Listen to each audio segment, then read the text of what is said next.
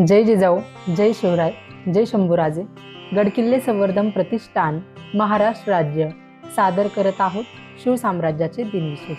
26 August इसवी सन 1303 राणी पद्मावतीचा जोहर. अल्लाउद्दीन खलजीने चित्तोडगड जिंकले. शहाबुद्दीन घोरी निघून गेल्यावर सुमारे 100-125 वर्षेपर्यंत चित्तोडच्या राजांना बरीच विश्रांती मिळाली. गुलामवंशी सुलतानांनी त्यांना फारसा उपद्रव दिला नाही, परंतु अल्लाउद्दीन खलजी यांची सर्वव्यापी दृष्टी त्यांना फार दिवस चुकवता आली नाही.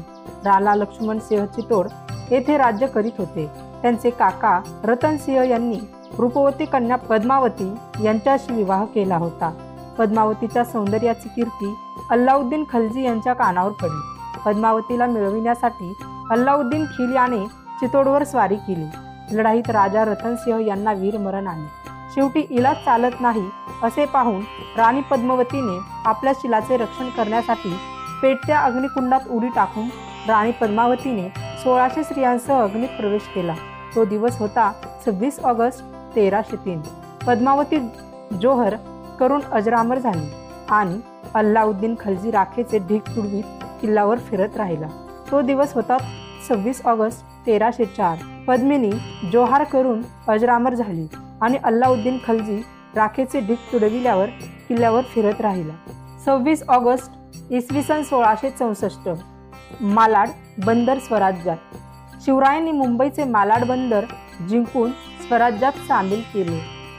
26 ऑगस्ट इसवी सन 1666 औरंगजेब बादशहाने राय बिद्रावनला सामोरे बोलावून फरमावले.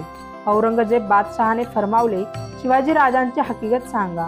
बावचळलेली ब्रिद्वान उत्तराला, त्या बंद्यास माहिती असती तर ती त्याने अगोदरच जाहीर केली असती. मिर्झा राजे जयसिंग यांच्याकडून दक्षिणेतील सलीम बेग गुर्जबरदार औरंगजेब बादशहाकडे आला होता. त्यालाही औरंगजेब बादशहाने विचारले, शिवाजी राजेबद्दल काही बातमी आणलीस का? त्यांनी सांगितले, शिवाजी राजा अलीकडे नर्मदेवर आल्याची खबर समजत होती, पण शिवाजी राजे दिसले नाही. त्यांच्या वाटेत कैद केले जात आहे. औरंगजेब बादशहाने मुहम्मद अकील रस्तमबेग गुर्जबरदार यांना हुकूम केला की तुम्ही शिवाजी राजाला ओळखता नर्मदेपर्यंत जाऊन ठिकठिकाणी चौकशी करावी. औरंगजेब बादशहाच्या अस्वस्थ मनस्थितीची कल्पना यावरून पुरेपूर येईल. 26 ऑगस्ट इसवी सन 1677 दक्षिण मोहिमेत छत्रपती शिवाजी महाराजांच्या सामर्थ्याचा प्रत्यय स्थानिकांसोबतच परकीय सत्ताधाऱ्यांना आला होता. डच व्यापाऱ्यांनीही त्याला अपवाद नव्हते. त्यांच्या तेगेना पट्टमनच्या फॅक्टरीचा प्रमुख हॅबर्ट जागेर याने आपल्या वकिलामार्फत शिवरायांना अर्ज करून आपल्या व्यापारासाठी त्यांच्या कौलाची आवश्यकता असल्याचे व शिवरायांची सदिच्छा भेट घेण्याची इच्छा असल्याचे कळवले होते.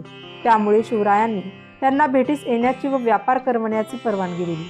त्याप्रमाणे डच अधिकाऱ्यांची व महाराजांची 6 ऑगस्टच्या दरम्यान भेट झाली होती.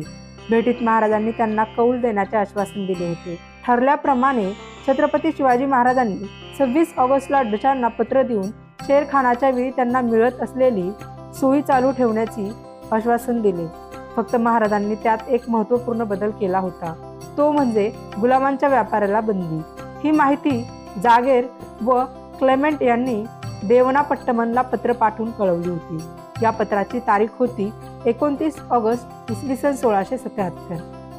26 ऑगस्ट इसवी सन 1700 मार्च 1700ला सिंहगड मुक्कामी छत्रपती राजाराम महाराजांचा मृत्यू झाला. औरंगजेबाच्या कैदेत असणाऱ्या बाल शाहूराजे ही बातमी समजताच त्यांना खूप दुःख झाले. औरंगजेबाची छावणी यावेळी खवासपूरला होती. छावणीत असलेली शाहूराजे छत्रपती राजाराम महाराजांच्या मृत्यूच्या बातमीने आजारी पडले.